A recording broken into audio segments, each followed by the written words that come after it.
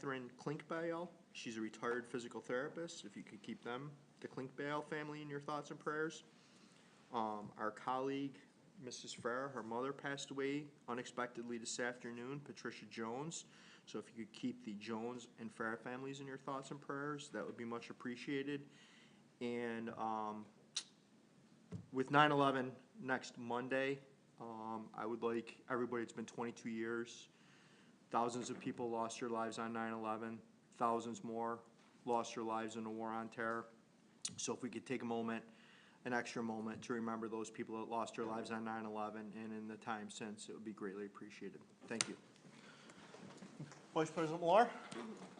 I pledge allegiance to the flag of the United States of America and to the republic for which it stands, one nation, under God, indivisible, with liberty and justice for all.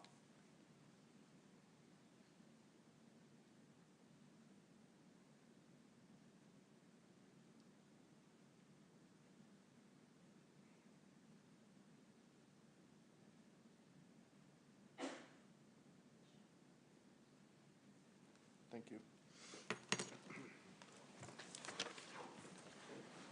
Can I have somebody move the agenda to the table, please? Moved by Vice President Moore, seconded by Mrs. Farmer. Does anybody have any additions or corrections to the agenda?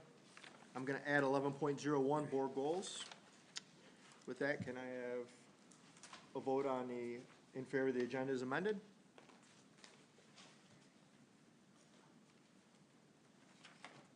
Oh, okay.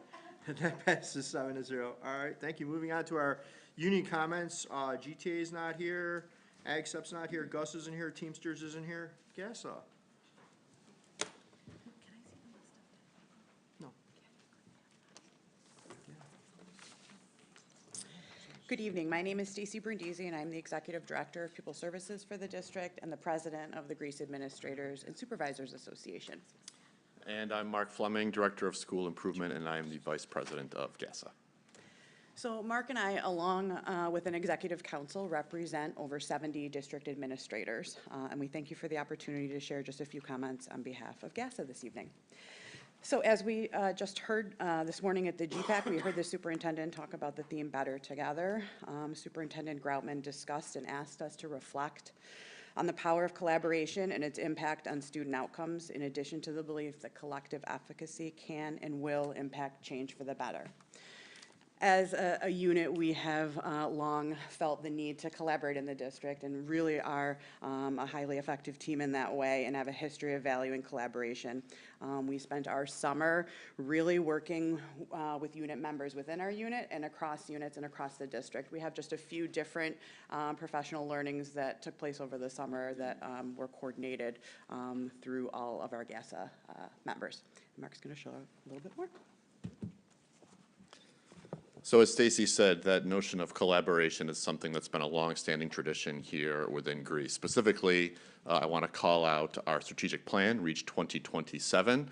As you all know, that notion of collaboration is throughout that entire document.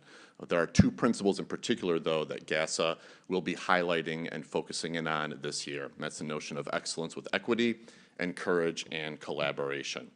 We'll be doing that through our in-house professional development series. It doesn't have a very attractive name. It's just called Leadership. We'll have to work on that for our marketing purposes. But within that professional development, we'll be focusing on the characteristics and structures of high-functioning teams. So getting to that notion of collaboration with a particular focus on that idea of bias towards action, meaning that we as GASA leaders, as instructional leaders, have to look for ways in which we can help support our teachers in the ways in which they make instructional moves to address the specific needs of all of our students. So our leadership meetings happen twice a month. There are two different types of meeting. One is called leadership. The other is called our professional learning networks, or PLNs. Our leadership meetings will be focused specifically on direct instruction on high-functioning teams with a specific focus on PLCs. PLCs are the lifeblood of a school. That's where teachers come together to really look at student data, talk about instruction, and talk about what they're going to do differently to meet the varied needs of our students. Our second meeting of each month will be our PLNs, our Professional Learning Network. And that's small groups of administrators who come together and engage in action research. Specifically this year, they're going to be looking at their teams in their own buildings and looking at the ways in which those teams are meeting the mark and maybe where there's some areas for improvement. And they'll be collecting that data and working together to make improvements.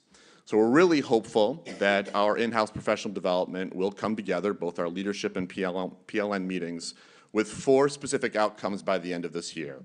First of all, what are those characteristics of high-functioning teams? What do they need to look like? And what are the leadership moves that we as GASA need to make within our schools and within our district to ensure that all of our teams are collaborating and working at a very high level? Thirdly, how do we infuse that work into our school improvement plans, not only this year, but in the years ahead?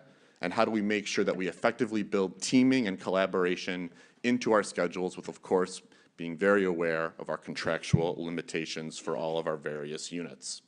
That notion of better together is something that we have always embraced within our unit. We are very, very grateful for the support and collaboration that this body offers to us and to the entire district and community. Thank you for your service, and we look forward to a great year. Thank you. Can I have somebody move the staffing? Moved by Mr. Maloney, second by Ms. Farmer. Is there any questions, comments, or concerns on staffing? Seeing none, all is in favor? That passes 7-0. Assistant Superintendent Larson. Wonderful, thank you so much. So I'm very happy to introduce our new House Assistant Principal, Todd Fleming.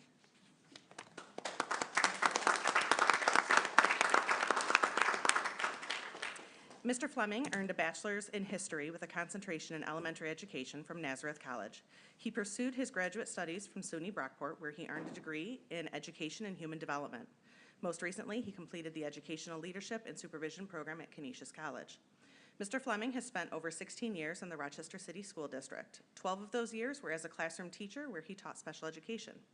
As a special education teacher, he taught self-contained, 812, 1211, 15-1, resource room, consultant teacher, and integrated co-teaching. 2 of those years he spent as a coordinating administrator in special education, overseeing a variety of schools and their special education students. Mr. Fleming enjoys building relationships with students and families. He feels that open communication should be at the forefront of this partnership. Mr. Fleming looks forward to assisting the Greece Central School District in providing a positive culture and climate for all school communities within the district. He lives in the town of Lima with his wife, a 2nd grade teacher in HFL, and their 16-year-old daughter. As a member of the Lima community, he has been a coach of a number of girls' basketball and softball teams. Thank you, and welcome, Todd.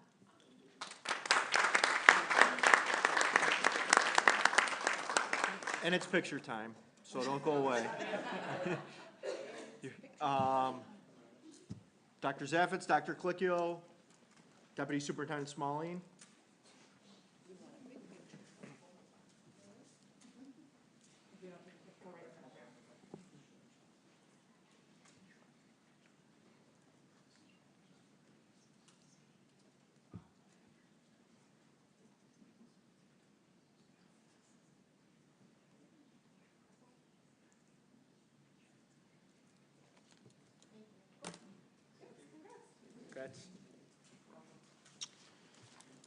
Item 2.02, tenure. Can I have somebody move that to the table, please? Moved by Mr. Butler, seconded by Dr. Trawick. Is there any comments, questions, or concerns on tenure? Seeing none, all is in favor. That passes 7-0. Moving on, 2.03, the Greece Teacher Association MOAs. Can I have somebody move those to the table, please? Moved by Ms. Farmer, seconded by Mr. Maloney. Any comments, questions, concerns on those? Seeing none, all is in favor. That passes 7-0. Moving on to the District Safety Officer Agreement. Can I have somebody move that to the table, please? Moved by Vice President Moore, seconded by Mr. Maloney. Comments, questions, concerns on that? Seeing none, all is in favor. That passes 7-0. Moving on to 4.01, 23-24 Strategic Plan Focus Areas. Superintendent Groutman.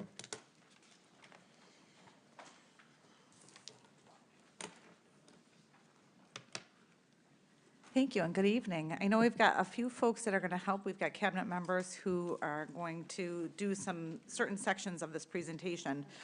But just big picture, wanted to frame this a little bit for everyone. We have the Reach 2027 strategic plan that we are very proud of. That was a body of work that really represented a lot of different stakeholders, over a year and a half's worth of work to really put to paper our plan that's going to go through 2027. Last year was our first year of implementation and our first year of being able to really collect data related to it. So when you look through the strategic plan, you'll see there are different metrics and measures that we're following to sort of gauge our success and to be able to make mid-course corrections. What we were able to do this summer is really spend some time reflecting on that, looking at the data that was collected, looking at how we are doing, and then we were able to spend time at our Leadership Academy and also spend some time with the board recently at a retreat, giving you an update in terms of sort of our work. From that, we have worked as a cabinet to really identify some key areas that we'll be working on throughout this school year that are really connected, that are directly connected to the strategic plan, and that also will be reporting on regularly throughout the year. So I think my point in bringing this up is just to make sure that people, oops. Oh, shoot. Okay, I'll keep talking for a minute. So my point is to give an update of what are those core, like those 4 key areas that we've pulled out, and give people a little bit better sense in terms of what are we going to be doing this year related to those goals, and then also just to give the flag that we also are going to be coming back to that periodically throughout the year so that people have an idea of how we're doing related to those key areas. So with that said, I'm going to turn it right over to Todd Smith, who's going to bring us through the key focus area number 1, that's around literacy, and I'll walk over while you start. We don't know where we're going. Back It's all and forth. good. I'm going to get used to this room, I swear. So one of our key focus areas is really building the capacity of our leaders to create that culture of professional learning, but we're doing that within the focus of literacy this year. So we have 3 big buckets we're doing within that literacy focus. So one of them is to provide professional learning for our leaders, right? So they really build an understanding not only of our ARC core program, but also of just best practices in literacy. And then doing the same thing for our teachers, really getting into that new ARC core program. So as a reminder, we're having a brand new ELA program for K through 8 that we're rolling out over the next 2 years. So we don't want to just dig into that program, but we want to make sure we're embedded in the learning around the science of reading and all those best practices and foundational literacy and intervention, and making sure our teachers know that as well. And then the targeted use and development of our intervention staff. So I'm going to go into each of those 3 bullets just a little bit more on these slides. So in terms of for our leaders, we have a series of trainings throughout the year. So it started in our leadership week. So we have our full leadership week where we train our principals in a variety of things. But we spend a few hours really digging in with our leaders to the ARC core program and some of the foundational aspects of that. And then we followed it up last week. We had a full day training. We broke out by grade level bands. It was an exciting day. We had 90+ teachers, administrators, and reading specialists from throughout the district engaged here and in a couple of different buildings throughout the district. We couldn't fit them all in here. And so it was a great day, and so they really kind of lifted off into the school year to kind of dig into those practices. Then we're going to create these look-for documents to kind of make sure we're all anchored into what does it look like to be engaging in those best practices for our students, for our teachers. What does that look like in the classroom? And we're going to be using those at the building and district level as a guide for all of our leaders as they go in and support our teachers in the implementation of this. And then we're having a walkthrough schedule to follow up with that. So our district curriculum leaders will be going in with building administrators and walking through in the classrooms and using those look-fors to kind of reflect and say where do we need to grow and get better, and give that kind of feedback to ensure we're all on the same page. Now in terms of for our teachers, as I said in the last slide, we had 90+ teachers already here last week doing a full day training, kind of setting them off for the school year. As a reminder, our implementation plan for this is really a 2-year rolling plan, right? So only a select, maybe about a third or a little bit less of our teachers are implementing in year 1 as we develop our curriculum documents, and they're being trained. And then next year, the rest will be implementing, okay? So that first set, that's why it was only 90+, got trained yesterday. We're gonna do some additional trainings with them throughout the year and some conference days.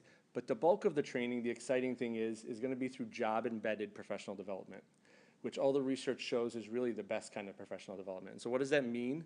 That means we have trainers coming in and working right in the classroom with teachers. They are modeling best practices in literacy. They're providing coaching and feedback and reflection right with the teachers in the classroom.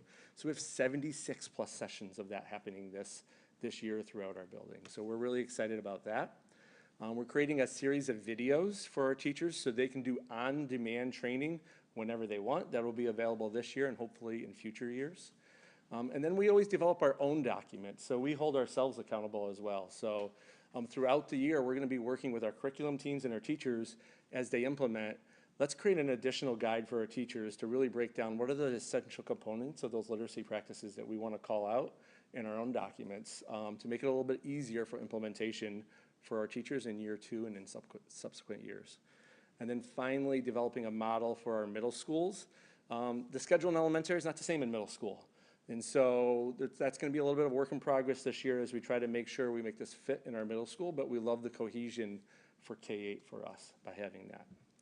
And then lastly, for our intervention staff and programming. As you know, we've hired a bunch of language development specialists. They really work with our early readers, with the Haggerty practices, working on phonemic awareness and phonological awareness to really dig in with them and build those foundational skills. And we've hired some additional reading specialists this year. We've shifted some staffing and used data to really target the highest need areas to provide that additional support for our students to really lift them up. We're continuing to provide Orton Gillingham training for our reading specialists and our special education teachers, to make sure we're all anchored into those best practices.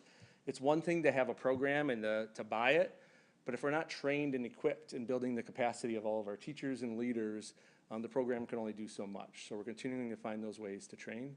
And lastly, a series of phonological awareness trainings that go in our PD catalog that our reading specialists are engaged in and a bunch of our teachers as well. And on to number 2. All right.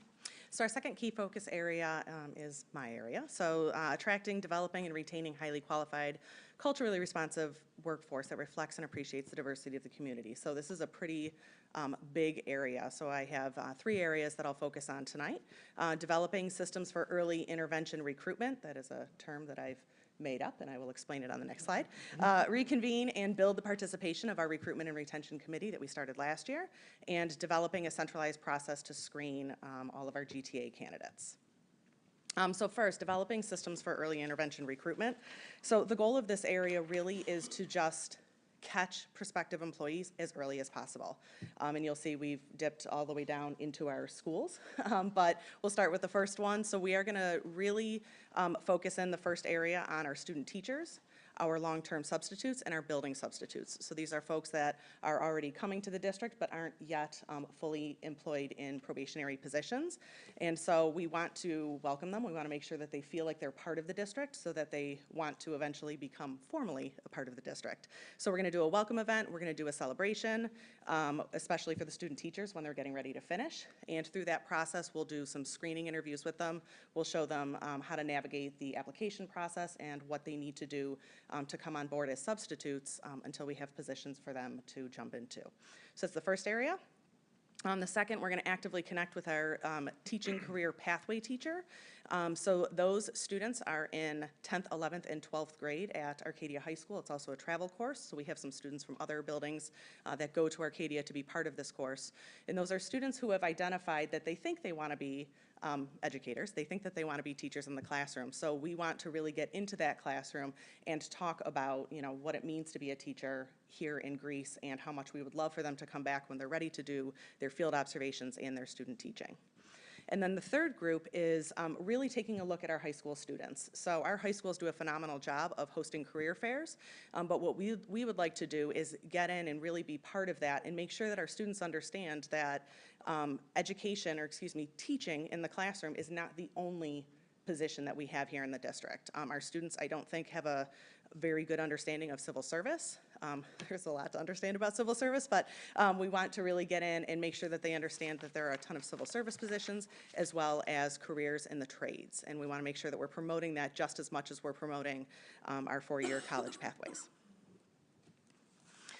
So the next area, we are going to reconvene our recruitment and retention committee, and we want to build up that participation. So under the direction of Mr. Smalley last year, we started this committee, and we have about 7 to 8 members. We were able to do a lot of work, but as you can see from my bullets here, a lot of that work is ongoing. So we want to build up that team from 7 or 8 members to possibly 12 to 14. We're going to continue the work of reviewing and assessing our current hiring practices, as well as the support structures that we have in place for our current employees. We will also continue to review and assess postings in the district website to make sure that when somebody who is not part of Greece is taking a look at our website, do they want to come? When they read our job descriptions, is it really saying what it's going to be like when they come to work for Greece? And then third, we want to review all of our anti-bias training and interview materials. So this is something that we've worked on developing over the course of the last 3 years, and we think that our materials are in a good place, but we want to make sure that we are keeping up with the trends. So we will be working on that this year as well. And the last area, again, something that we started last year, develop a centralized process to screen all of our GTA candidates. So that's all of our teaching candidates coming in. Excuse me. So like I said, we did start this last year, and one of the things that was very successful for us was a recruitment fair where we did, I think in late April, we had 80+ certified teachers come in and do screening interviews. It was wonderful. We had parents as partners. We had both district and building administrators there, and it was wonderful to welcome a whole group of people that had not applied in the past. We were trying to find all of these certified people, and we put a sign out front, and they flooded in. So it was wonderful. We want to continue that trend. What was really successful about that event was we screened so many people that when we were ready to start interviewing for this school year, our directors, executive directors, and building principals had a pool that they could go to that had already been screened and we already had some information on. So what we would like to do is continue that type of process throughout the school year so that at any given point, if we have a vacancy come open, we have candidates who have already been pre-screened. So we're going to work on that this year. We want to ensure that our candidates are being screened based on our goals and focus areas outlined in REACH. We do that by making sure that we ask questions about why do you want to come to Greece? What is it that attracted you to Greece, and what are you excited about with our work?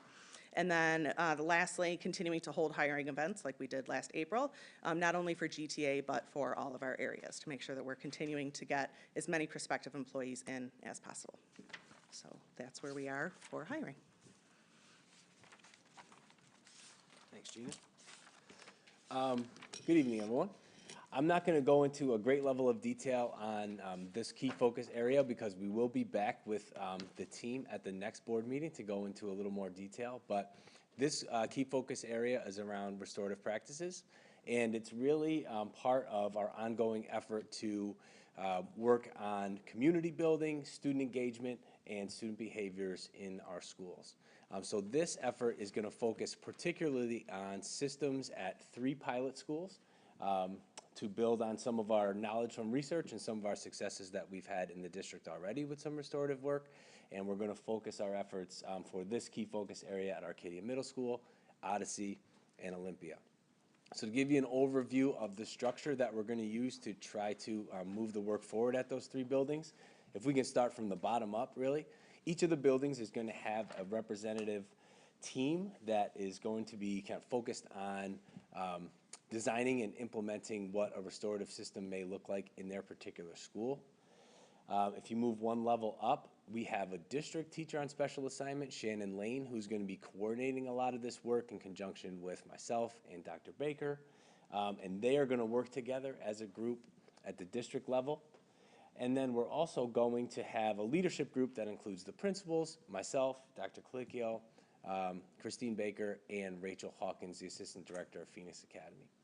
So again, we're trying to put some structures around restorative practices, really get clear on what they are, what they're not, and what some of the best practices are that we can roll out in the school buildings. So some of the initial work that you're going to hear about next week, and again down the line around mid-year, Each of these buildings, I told you about the committee structure. You'll get an update on that and what that will look like in regards to a schedule and who's on them.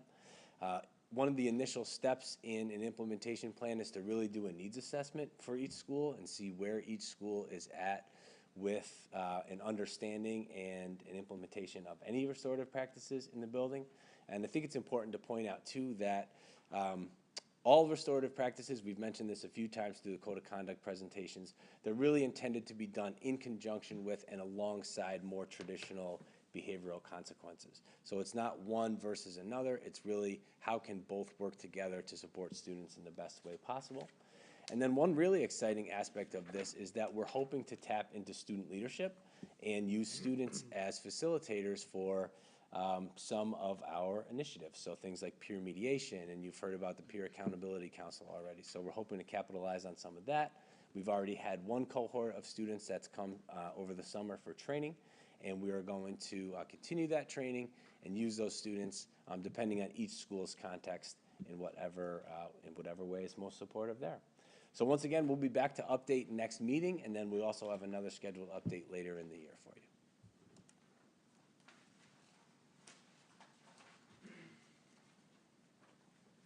Good evening. I'm subbing in for Dr. Payne, who is still home healing right now. So I'm going to talk to you about community schools. Our focus area, one of our focus areas under community schools is just to continue to increase partnerships to support student achievement, growth, and development. These are just 5 different action steps that we're going to highlight tonight under this focus area. So the first 2 are really just about, really focused on professional learning and helping different stakeholders across the district develop a deeper understanding of the community school strategy. The book, Community Schools Revolution, is a book that will be used once a month with our elementary principals done at their monthly meetings. And this is a book that's broken up into 3 different parts. And really the first part is just helping develop a common understanding of the community school strategy. But give some really good case studies, some real life case studies that could be used for discussion with our elementary principals.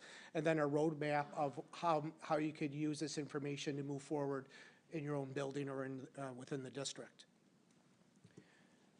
The second book study is a book called Thrivers. This is a book that will be done in collaboration between the assistant principals at the elementary level along with their parent coordinators at each of the schools. This book really talks about how to create the environment between the school and parents, focusing on different core strengths that the book talks about becoming a thriver. Some of those core strengths are integrity, self-confidence, perseverance, and there's a few others that I could mention. I'm going to let Kelly Sperduto talk about the next 2. I'll just add in for the Community Schools Revolution book, board members will all be receiving that book as well, and all of our site coordinators will also be reading that along with you. So this slide's like the most exciting slide for the year for me. We have joined the New York State Community Schools Thruway Coalition, which is led by Jay Roscup out of Wayne Central Community Schools.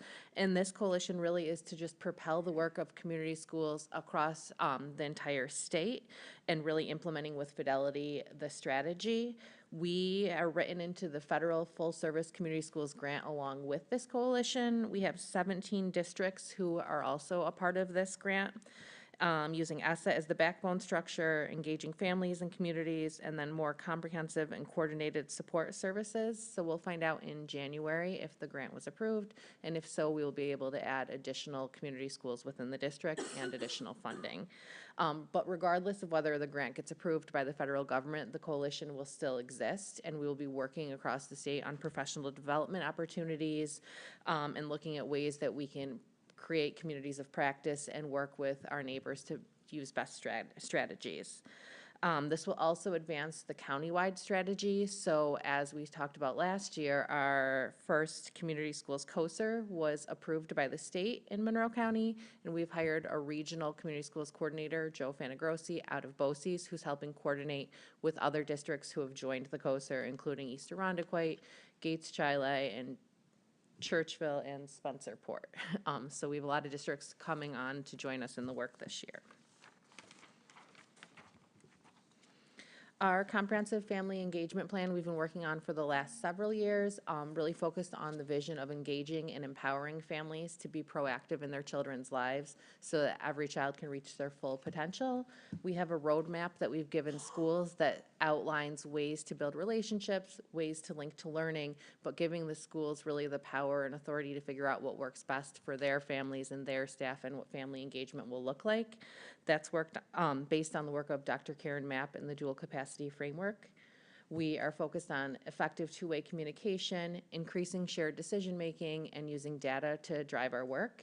And this year, we're very excited to have our first Parent Advisory Leadership Council. We will be having parents from different organizations and committees that already exist, so SEPTA, our PTAs, our hiring committees, other committees. And then if other parents would like to apply to be on that council, that's on the same spot on the website as all of the other committees. And then increasing expanded learning opportunities and partnerships. We have partnered with several organizations across the county for after-school clubs, including Food Link, Big Brothers Big Sisters, Code Ninjas, Girl Scouts and Boy Scouts, and Girls on the Run. We are continuing to look for additional community partners that not only focus on academics, but also opportunities for kids that they may not get if they don't receive them within the school day. We are looking at additional mentoring programs for our students, K-12. We have our Neighborhood Navigation Center that was grant funded for last year, and we were able to roll over some of that funding and save it for this year so that we can keep the program up and running. And we have a partnership with Rochester Regional Health that has provided mental health counseling in our schools, but now we also have this unique opportunity to have Tyto backpacks, which is basically a backpack that uses virtual technology to Zoom in with a doctor. Parents can opt in or opt out of this. They have to fill out an application ahead of time, and their kids can actually get an urgent care appointment at school using the technology if they'd prefer to do that other than picking them up and bringing them to a doctor. And we've had some more exploratory conversations with Unity Health around additional partnerships, ways that we can really make pathways for our students into the healthcare and increasing mental health supports. With that, questions? So I would just close by saying, Mike mentioned that next meeting, he's going to be sharing more around some of that work with the restorative systems. What we have worked to do is, while that strategic plan is big and our action steps that you all looked at the board retreat are pretty expansive and extensive, that's all still happening, but what we're trying to do here is just to isolate, I guess, 4 key areas where we can come back to you. So Mike mentioned next week, he'll be up again, and then later in the year. We've done the same thing in terms of mapping out updates related to community schools, to the hiring and retention of employees, and then also with the literacy pieces. On top of what we'll do, like we always do related to our mid-year update of the strategic plan, and then what we do in the summer. So just to give a bit of context in terms of how you'll be hearing, and as well, you'll get things in your memo and updates and different data points as we go. I would caution, we are happy to take questions. The one thing I would just sort of put out there is this is work that we're setting out to do. So we don't have answers to everything at this point because we haven't really gotten into deeply much of this work. But certainly if you have questions or want some clarification, we're happy to help with any of them. Vice President Moore? This question for Mike. How did you pick the schools, the pilot schools? What was the criteria you were looking for? Really, we started looking at our current ESSA designations, and we had 2 of the schools are designated through ESSA, that's Olympia and Arcadia Middle School. And then Odyssey had, through staffing last year and through grant funding, gotten a TOSA for restorative practices in their staffing. So the other buildings had teachers on special assignment as well, so we thought starting with schools that had dedicated staffing already would be, give us our best chance for success.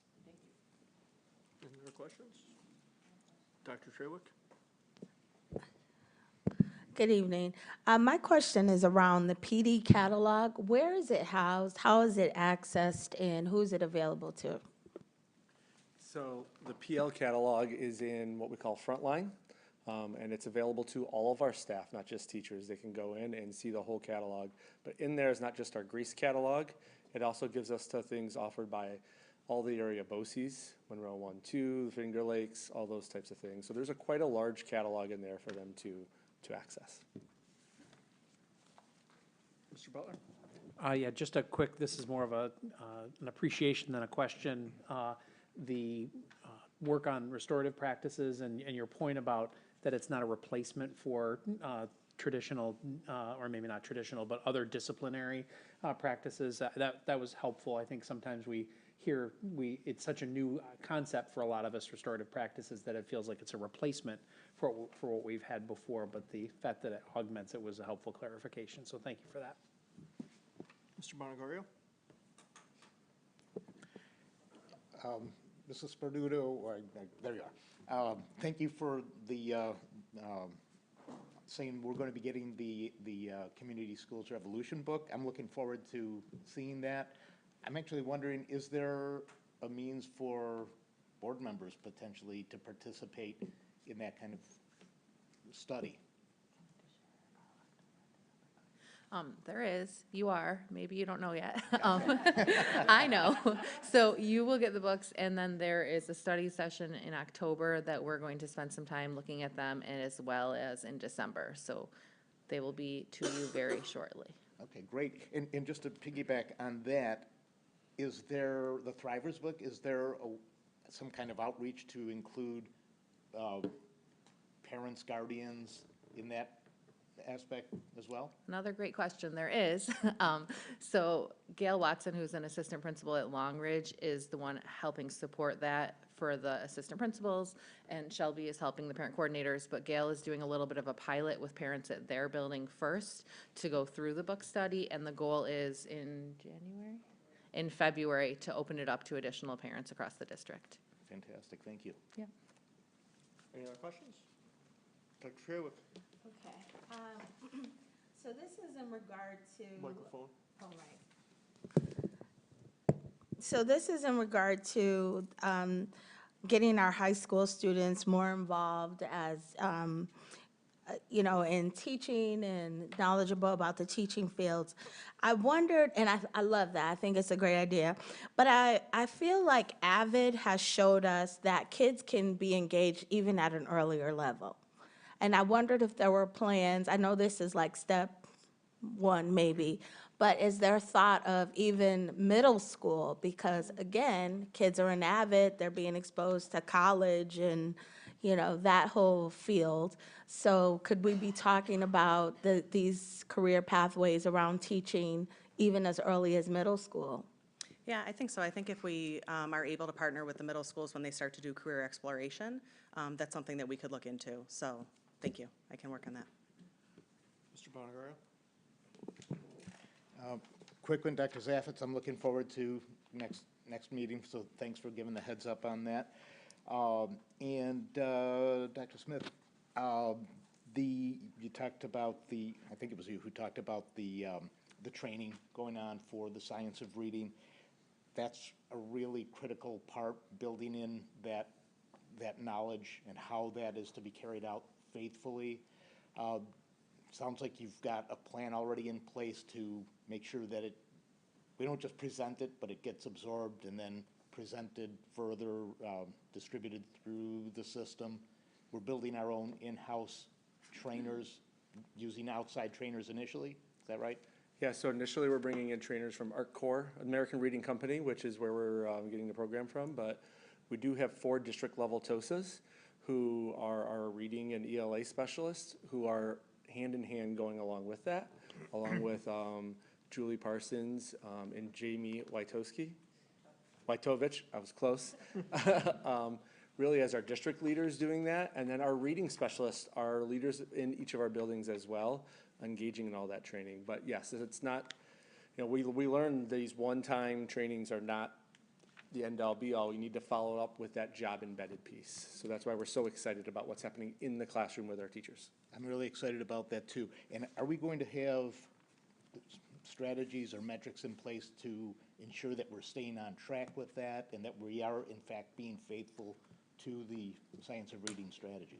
So that's part of, I talked about the look-fors that we're creating, so that when we're doing those walkthroughs with our leaders and administrators and seeing what's happening in the classroom, we have those consistent expectations that we're looking for in alignment with those best practices. And we'll get feedback on those periodically. Fantastic, thank you. Any other questions? Dr. Sherwood? I have two, but I can break them apart. Is there a component for parents in restorative practices? I've been, I heard what, everything that was said tonight regarding getting students involved and that leadership piece, but is there an entry point for parents? We have some parent involvement in some of the systems that we currently have, but part of the development of this pilot is to really look at all different options within the school community to see how we can bring different stakeholder groups in.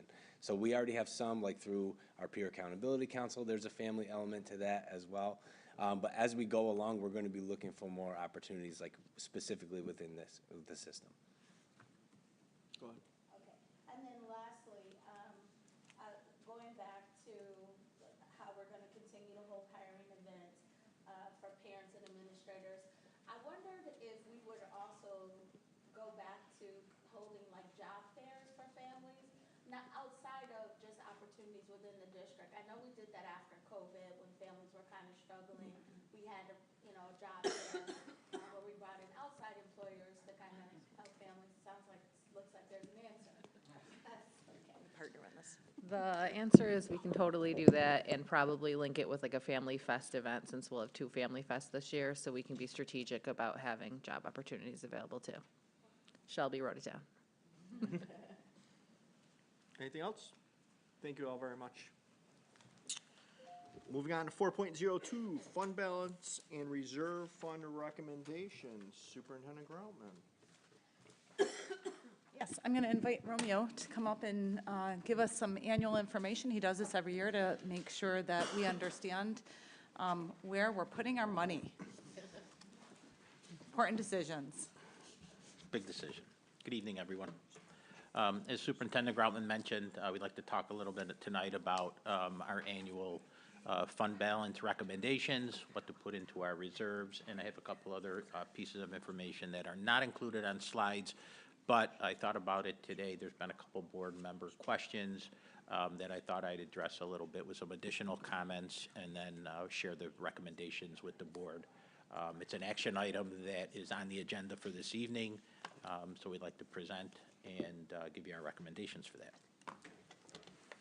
So fund balance is generated when either we have more revenues come into the district than what we budgeted for, or our expenditures are lower than what we anticipated them to be for the year. One of them for this year that we've noted is salaries, and it's been true for the last couple of years. We've had vacancies out there, so we budget for full staffing.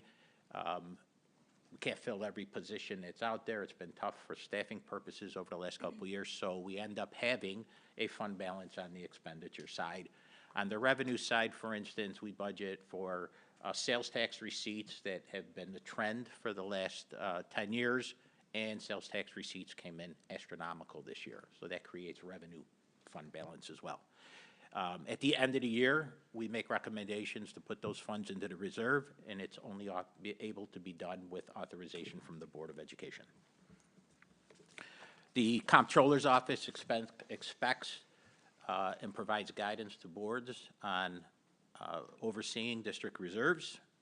In your packet for this evening, you have a updated report that kind of describes how we got there for this year. And then in January of 2024, we will also do a fund balance and reserve analysis for the residents and for the Board of Education to kind of really look deep into what our reserves look like.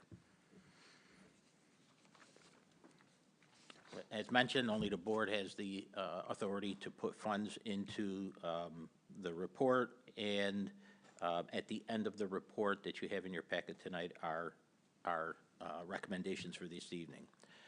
Before moving on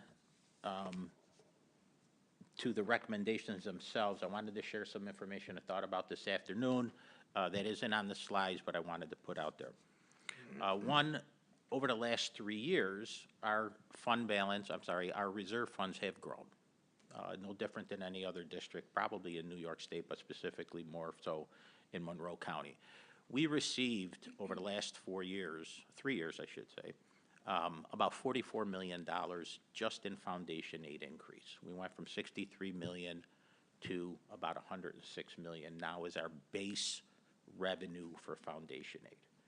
On top of that, we've had CRRSA and ARP federal grants, another $34 million between those two funds over a 3-year period.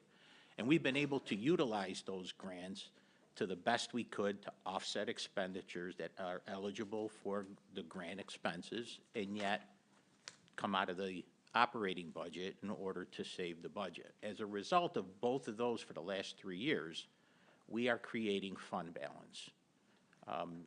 Expenditures are not, although they're increasing, are not increasing to the tune of $44 million a year over the last 3 years. So that's some of the reason big expenditure or big funding increases from the state and their promise to fully fund foundation aid, plus the federal grants from COVID, gives us this opportunity to have a lot more revenues than we have expenditures. We also see that CRSA is done is done currently.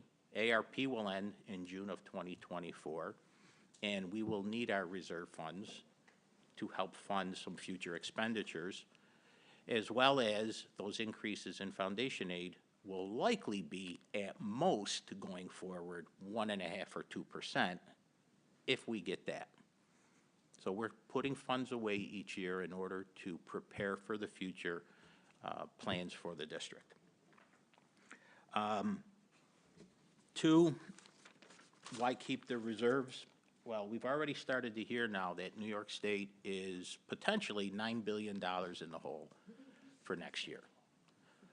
We don't know that, but we've all read a couple articles that it doesn't sound, folks are moving out of the state, our tax revenues are down, potentially a $9 billion hole for the next school year, which we believe if it's next year, it's going to be the year after that as well. And although they're funding foundation aid to the full extent, we foresee that there could be a gap elimination adjustment 2.0 that happened back in 9, 10, and in 2011. So with that, we're trying to be prepared for that. And with the reserve funds that we do have, we'll be able to maintain some of the ARP positions that we have for a longer period of time if we use those funds strategically going forward and keep those positions around for a few more years than originally anticipated. With all this in mind, I took a look around different districts today just to kind of get my hands around, so where's everybody else sort of sit? In a very high level thumbnail, but I did some work on this. And when you compare total fund balance for most of the districts, I was able to do 12 or 13 of them. When you look at fund balance total, that's restricted fund balance, unassigned and assigned, compared to their budget amount, what their annual budget is, the range is from 24% in reserves to almost 80% for some school districts. The average for the districts that I looked at for the 12 or 13 was 40%, okay, because they're in the same boat that we're in. And for Greece, we're at about 33%. Now, our number is big because we're a big district, but percentage-wise, it's no different than any other district that's out there. Not to kind of demean that a little bit, but we're doing what's fiscally responsible at this current time while the money's coming in. And the last point, 2 additional points. Although the number is big, and this is the other side of the fence, Moody's credit rating, we're doing capital projects all the time. We're buying buses all the time. We just had a bond sale today. The Treasury rate today, right now, is 4.3%, right? We borrowed $3.2 million today for 5 years at 3.1%. which is significantly lower because of our financial condition the name of the district, in the way we budget, in the way we kind of do our finances.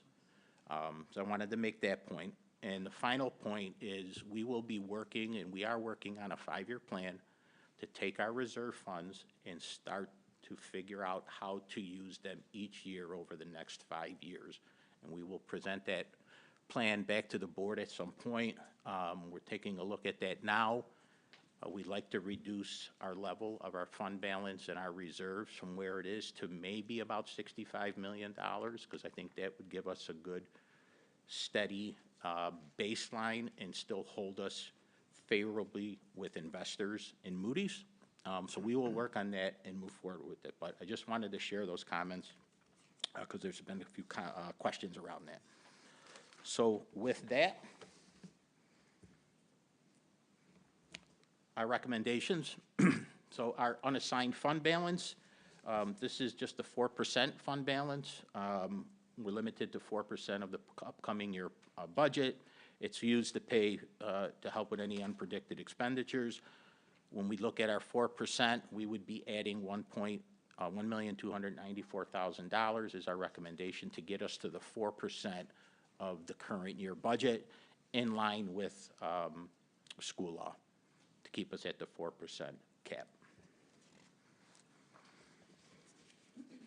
Unassigned or assigned fund balance, those are funds that we earmark in 1 year to use and apply towards a tax levy for the following year. You can see a 6-year history here. We used to be in that $6-7 million range, where we would take money out of 22, 23, apply $6 or $7 million to the next year tax levy in order to help keep those costs down. With the increase in foundation aid and our financial, we've been able to eliminate that to zero for the last 2 years, and we're projecting that we'll be able to continue to do that. It's been our goal to do that for the last 10 years. We were finally able to get there in 22, 23, and it's a great thing because we no longer have to rely on this year's budget to create a surplus to help pay the tax levy for the next school year. So it's a big accomplishment for the district, and we believe we can continue that on. Workers' comp, used to pay benefits under our self-insured program. There's no limit on this reserve. It's very flexible for us, so we can use it for a variety of purposes when needed. And we are recommending that we, I guess I'm done. No. We are, I'll hold for Joe for a minute. Do you want a hard copy, Romeo? I have my hard copy, if you want my hard copy. I've got the hard copy.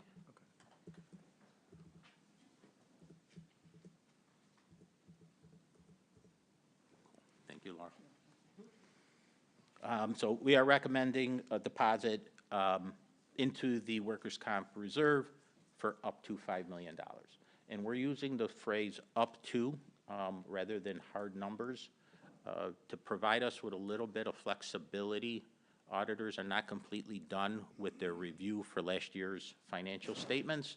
And if there is a change or adjustments they force us to make, and we need to make, we didn't want to have to come back to the board with another recommendation if we missed it by $1 or $2. Therefore, we've done up to amounts, but in any case, the up to amounts will not be exceeded because they have not been approved by the board this evening.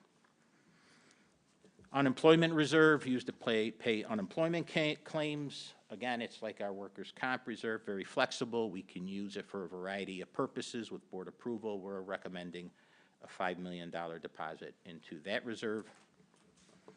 Our insurance reserve is used to pay for uninsured losses, claims, and judgments. There's a couple items we brought up in the recent past. Child Victims Act. It's been very difficult to identify the insurance carriers from the 1970s and 80s to make this claim against. So should we have a claim, we'll have the money put in our reserve to help pay for those judgments or claims should they come forward. In cyber attack insurance, we maintain $1 million coverage through our insurance broker. We've purchased another $1 million in external coverage for cyber incidences, but as you'll see in the third bullet, we just came across the statistic that cyber breaches average around $4 million per breach. So we are looking to deposit another $600,000 for cyber attack insurance, so full deposit into this reserve of up to $1.2 million. Our tax certiorari reserve is a reserve set for tax discrepancies that business organizations, when they challenge their assessed value, we are good. Our need for the tax certiorari reserve has actually been a decrease, so we are looking to provide no additional funds into the tax certiorari reserve. We would maintain that at $3.1 million. Our liability reserve is to pay for just any unexpected claims. Legally, we can go to 3% of budget. We're currently at 2% of the 22-23 budget. With a deposit of up to $1.2 million, we will be at 2.3 of the 3% limit for that reserve. Building reserve, we use to pay for the local share of capital projects. The current reserve was established in 2021. It's expired because we've met the $10 million deposit, so we cannot deposit any funds into the capital reserve. We currently have a balance of about $10.2 million in that reserve that will be used for the next capital project vote that will be upcoming. Similarly, our bus reserve was established back in 2017. It was established for a maximum deposit of $10 million over 10 years. We've exceeded the $10 million, so we can no longer deposit any funds into that reserve as well. Therefore, there is no recommendation for a bus reserve deposit.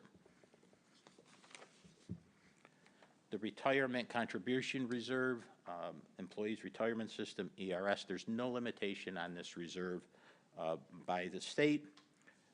We spend about $4 to $4.5 million a year on ERS contributions. One of the things to note is the rates for ERS and TRS are usually lagged of the stock market by 2 or 3 years. So we believe the rates will start to go up. During the times when the economy was doing well, we didn't see them go down as much as they should have gone. But now that the economy is kind of turning the other way, we are expecting to see that the rates will go up. In fact, we just got notification today for ERS that for 23-24 school year, the rate will increase from 13.1 to 15.2% of payroll for 23-24. That's a 2.1% increase. We believe that'll happen the following year and the following year after that. It's unpredictable. But with that in mind, we're recommending a $3.7 million deposit into the ERS reserve. TRS reserve is limited to 2% of teacher or TRS salaries.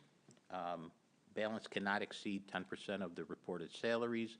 We are currently at 78% of the maximum allowable balance.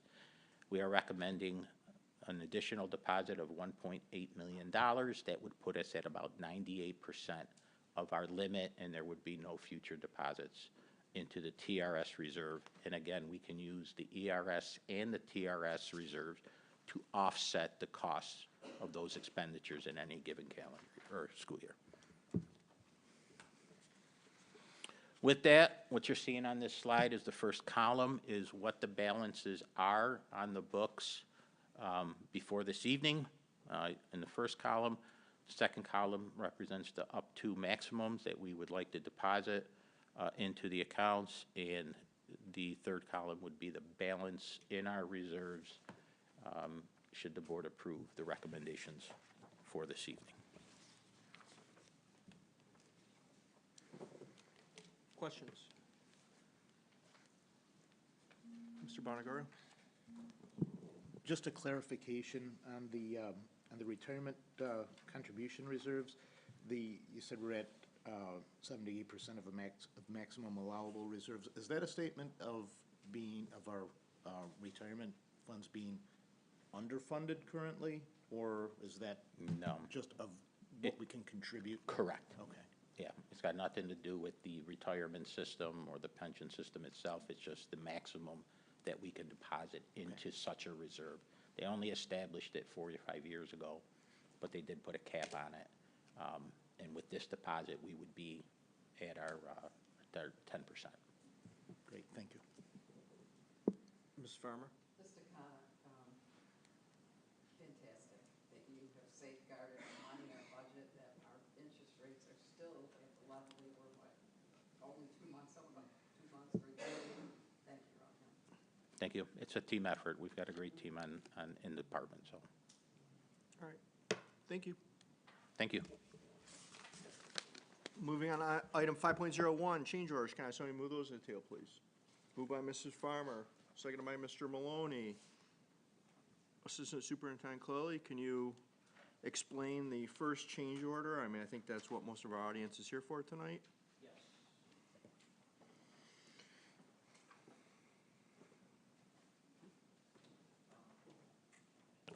So just to provide clarification on the change order regarding the Arcadia High School bathrooms.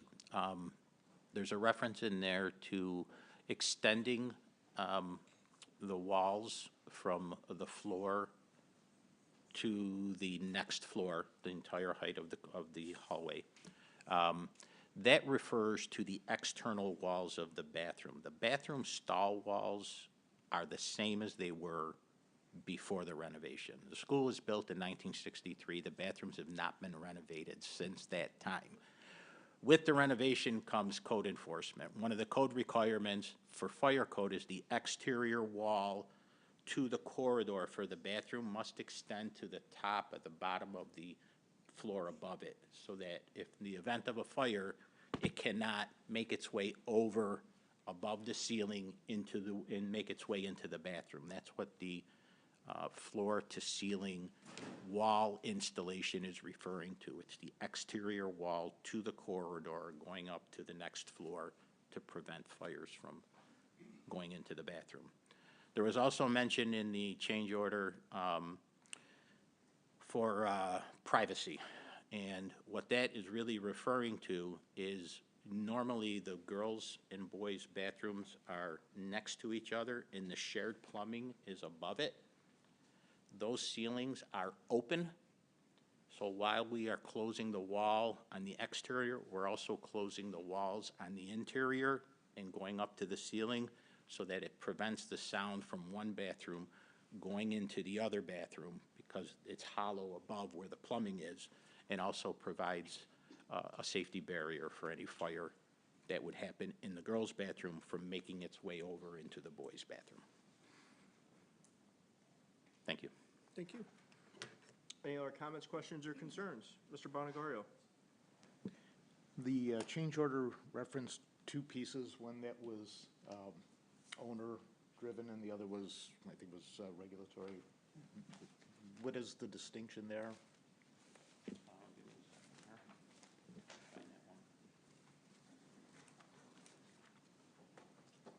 I assume owner means this, us. The code requirement to have to go up to the ceiling was missed on the construction document, so when the architects built the design for the bathroom, they did not take those external walls up to the ceiling, but it was noted that they need to be. They weren't on the document, so that was the omission on the documents. The additional request for us was to take the interior walls and extend that ceiling to house the plumbing, the shared plumbing, to go to the ceiling. That was the privacy. That was our evaluated, our request of the contractors to do that. Great, thank you. Any other questions or comments on the change orders? Mr. Bonagario? I know there was some confusion in the community about what the purpose of that is. I'm going to ask a basic question. Is there any intended change in use of the bathroom facilities for commingling boys and girls or anything like that? I can respond at least initially. On the project that is currently taking place, what was there is being replaced with the same. So there will be boys gang johns, girls gang johns, and then within each of the building, there are single-use, gender-neutral bathrooms. But that's all that's happening with the capital project. What is there is what's being replaced. So I want to just be clear, so there's no change There's no change. in the usage. Yes. And I think that's really important because they haven't been touched since 1963. So the bulk of all of the work was to replace fixtures, tile, et cetera, what you would normally replace in a bathroom so that they could be used exactly the same way. And then I guess the other point that I just would make is we have also had some issues related to supply chain shortages, which has required some sort of, they've had to do some odd things in the bathroom to help with some of the doors that haven't arrived in several of our schools. So I just want to say that because we're dealing with those construction issues everywhere across the district, but there's no intent other than we're waiting for things to arrive. So. And just to add on to that, as Kathy had mentioned, the doors, the stall doors, the barriers between the stalls are supposed to come in at the end of the month, roughly. So in the meantime, knowing that school is starting tomorrow, we asked the contractors to build them. So they may be a little longer than what they traditionally should be because the contractors are building them out of plywood, painting them, and putting them up on the wall until the new ones arrive at the end of the month, and then they will do a switch out on B shift, second shift, in order to get the legally required ones. So you might see one that might be a couple inches taller than it really should be, but there's no change in the size of the stall walls within any of the bathrooms. Any other questions or comments? Dr. Trewick? I just want to be clear. So with the stall doors, are they going to go from ceiling to?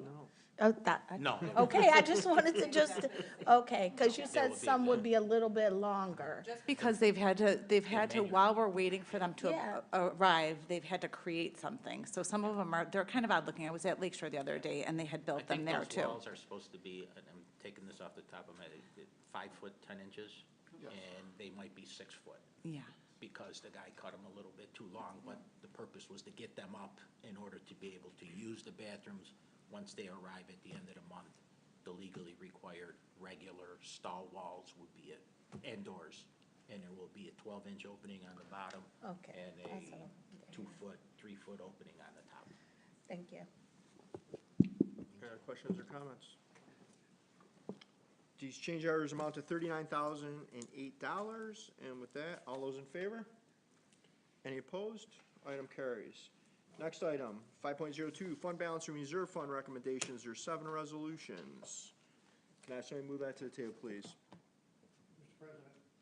Go ahead, Mr. Maloney.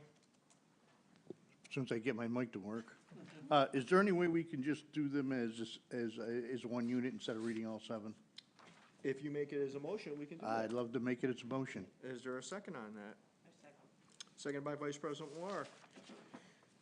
All in favor of doing it at once?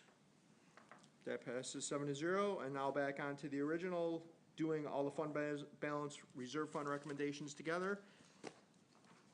All in favor? That passes 7-0. Moving on to budget, or consent agenda, excuse me. Can I somebody move the consent agenda to the table, please? Moved by Dr. Trewick, second by Mr. Maloney. Comments, questions, or concerns on the consent agenda? Seeing none, all is in favor? That passes 7-0. Moving on to 10.01, board action. Can I somebody move our board goals, our 23-24 board goals to the table, please? Moved by Mrs. Farmer, seconded by Mr. Butler. Any comments, questions, or concerns on those? Seeing none, all is in favor? That passes 7-0. Moving on to board member comments. Are there any board member comments this evening? Mr. Maloney? I had the privilege of going to my satellite schools today, and one was Arcadia High School. And I did personally inspect the bathrooms while I was in there and found everything fine. I have worked in this facilities for 41 years, and let me tell you, they did a fine job, and they're working very, very hard. I also went to Pine Brook Elementary School and met the principal and vice principal there, and they're doing a superb job, and they're ready for kids tomorrow. Very good. Thank you, Mr. Maloney. Any other board member comments? Dr. Trewick? Just very briefly, I had the opportunity to go to the back-to-school event over at Long Ridge Elementary, put on by our community schools. I want to say once again, bravo, congratulations, awesome job. I got there a little bit late, but there were still people, even at the last 45 minutes, that were coming. Parking was awful. People were walking, but it was a great event, so many community partners. I love that you guys were giving out backpacks and school supplies, amazing. So thank you so much for the work, and I'd just like to say to everyone who has worked so hard in this district to get ready for our kids tomorrow, thank you so much for your hard work, and best wishes this year. You know, we'll do what we have to do as the board to make sure you have the tools and resources, and you guys do what you're great at. So thank you so much. Mr. Butler? Thank you. I seem to remember quotations, and one that I remember is Woody Allen, who once said that 80% of success is showing up. And I think that applies as we start a new school year. And I think to parents, I'd say getting your kids to show up for school every day, I know is tough. It can be a struggle. I have been there. I put 3 kids through the district and had my struggles, my share of struggles getting the kids out the door in the morning. So parents, I know it's tough, and but the people in your school building are here to help. So if you're trying to get your kid to school more regularly, the people in your school building are ready and willing to help you do that. Because unlike a test where you get 80 or even 90%, you feel like you're succeeding in attendance, that's not nearly enough, right? We want to have every single day be our goal. Teachers and staff, I want to say thanks to you as well for showing up, even when it would be easier to stay home, and the kids see you, and it makes a difference, that leadership that you take. My last comment is that teams wear uniforms, and you see that all of us are wearing a uniform here tonight, and that's because we're all on the same team. And we're all here to make sure that we have success for every student and to make this district a great place to work for every staffer, every teacher, every administrator. So there's hundreds of other team members who aren't here tonight but are going to be working hard all week to make this a great start to the school year. So cheers to everyone for a great school year, and go Bills. Thank you, Mr. Butler. Ms. Farmer? Yes, Mr. Butler, this morning at opening day, we had hundreds and hundreds of people on our team wearing these T-shirts. It was absolutely fantastic to see the people, our teachers there listening. Our superintendent put on a fantastic, fantastic presentation that I believe pulled people in, pulled me in, brought a little tear to my eye. And I can see how all of you have just worked so tremendously hard to get to this day tomorrow, and I so appreciate all of you. And yeah, let's look at a fantastic year in front of us, and we're going to get this work done. Thank you. Thank you, Ms. Farmer. Mr. Bongoria? Thank you. A belated happy Labor Day to our GTA, GASA, Teamsters. I don't know if I'm forgetting anyone, but EXA. Yeah, thank you, thank you. So happy Labor Day to all. Welcome back. Hoping it will be a great year. I just want to say again, I think I've said it every time this issue has come up, the areas of focus, really excited about the things that we're going to be bringing on in the literacy area in particular. I want to read something that I prepared for this, not realizing that was on the agenda, but it fits, and flowers are coming, to borrow a phrase. Teachers College Reading and Writing Project was founded in 1981 by Lucy Calkins at Columbia University. It became the preeminent institution for reading research, curriculum development, and in-school professional development. It involved thousands of schools, including New York City's education system, and teachers in New York and around the country with the goal of helping children become effective readers and writers. It was the standard of literacy education for over 40 years. For the past 30 years, the National Assessment of Educational Progress has been measuring students' reading performance. For each of those 30 years, only about 30% of our nation's students were at or above proficient levels of reading. For all of those 30 years, the performance of our nation's students essentially flatlined. So for 30 years of measured data, roughly 70% of our nation's students languished below proficient levels of reading with almost no directional trend, even before the COVID era. I recount all of this for two reasons. First, last Friday, Teachers College at Columbia University announced that it was shutting down its famed reading and writing project. In 2020, after a series of high-profile reports exposing the failures of balanced literacy and whole language, the Teachers College began to embrace the science of reading. In 2022, the New York Times reported that Professor Calkins has made, quote, a major retreat and is now embracing phonics and the science of reading, end quote. In 2023, just last Friday, the school announced it was ending its 40-year failed experiment in literacy education. Currently, 29 students plus the District of Columbia have passed legislation requiring that reading instruction aligns with the science of reading. New York is not one of them. In February of this year, the Buffalo School District, with just 12% of its third graders reading at grade level, adopted the science of reading. In May, New York City did the same. I'm really proud that Greece has also strengthened its commitment to evidence-based reading instruction rooted in the science of reading. I applaud you. You didn't wait for New York State to act, you took the lead. I think that's fantastic, and we need to lead the way. The second reason I recite this history is because we need to recognize when things are going poorly. For 40 years, Lucy Calkins and other advocates of balanced literacy were setting a flawed standard of literacy education. These were the experts that we trusted. The failure is not of our children to learn, and it's not of our teachers. We have great teachers. Ultimately, it's the responsibility of district administrators and boards of education to ensure that our strategies get results. As board members, we are charged with overseeing school districts, not just accounting for budgets, but accounting for academic results. We need to request and review the evidence of how well our students are performing. We need not be the experts to recognize when something needs to change. Too often we follow trends, and the trends themselves seem to be the evidence of their own success. We're doing that with social emotional learning in many ways, and also restorative practices. I'm looking forward to hearing more on that next week. Our 2027 strategic plan says, gone are the days when it was enough for schools to provide students with a basic set of skills. On the contrary, gone are the days when we should trust the institutional elites like Columbia University and instead refocus on the basics of education. If we do that, we will have erased major inequities across social demographics and increased the achievement of all our students. We need to refocus on those basic skills. Thank you. Thank you, Mr. Bongardo. Vice President Millar. First of all, I want to thank the staff that worked this summer with students. We had loads of sports camps and interesting activities for students, and that was fabulous. Buildings and grounds working through tomorrow morning to make sure our buildings are ready, and I appreciate all their hard work.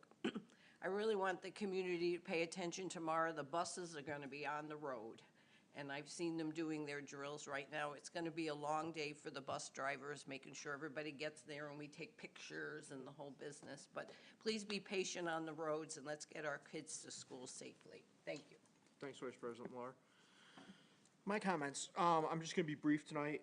I'm so excited that a few weeks ago we had our new teacher induction and we hired 104 new teachers in the Greece Central School District, so I'd like to welcome them to our district. That's an amazing number, and it's an amazing amount of young people that are coming to our district to become teachers. I'm gonna echo some of the comments on opening day. It was absolutely amazing this morning seeing our staff. It was probably the best attended opening day in my 16 years on the Board of Education. And it was, everybody was engaged, which usually there's not a lot of, and it was a lot of good comments, a lot of involvement from the body. It was a really good morning. I'm sorry to those of you that weren't able to attend, and I thank those of you that were able to attend. And I want to just echo what Vice President Millar said. Tomorrow's the first day of school. It's a magical day. You only get one first day of school every year. And it's a magical day for our kids. It's a magical day for our parents. Some parents are probably joyous. I was a little bit joyous at times when my kids and my wife all went back to school. It was a good day in my house. So just enjoy it. Take the time. There may be some bumps tomorrow as it's the first day of school. Things are a little bit slow, always dropping kids off, making sure we get everything right. So just be patient, watch those school buses. It's scary the number of drivers just this summer that I've seen passing stop school buses. Let's not have a tragedy in this community. Let's be smart, stop for the bus, no matter what. Even if it's a 2-lane road, you have to stop. If it's 2 lanes on your side and they're on the opposite side, you still have to stop by New York State Vehicle and Traffic Law. So stop your car, because we're gonna have an accident with the number of people that are disregarding school buses. So just make sure you do that. With that, Superintendent Grumman, you're up. Yeah, I just have a few things to say. Today was a really wonderful morning in terms of bringing people together. We had, probably close to 2,000 people all gathered in one place, which for us to be able to do that annually is really special.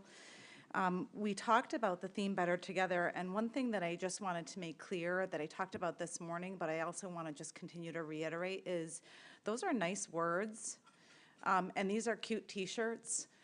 I love the idea of them being a uniform, but it's more than that. And we really flagged the idea that this is going to be really significant work going forward through the year in terms of our leadership team. You can't implement a strong literacy program without a strong team behind that. You can't have third grade implementing something new unless their team of teachers is really learning and working together.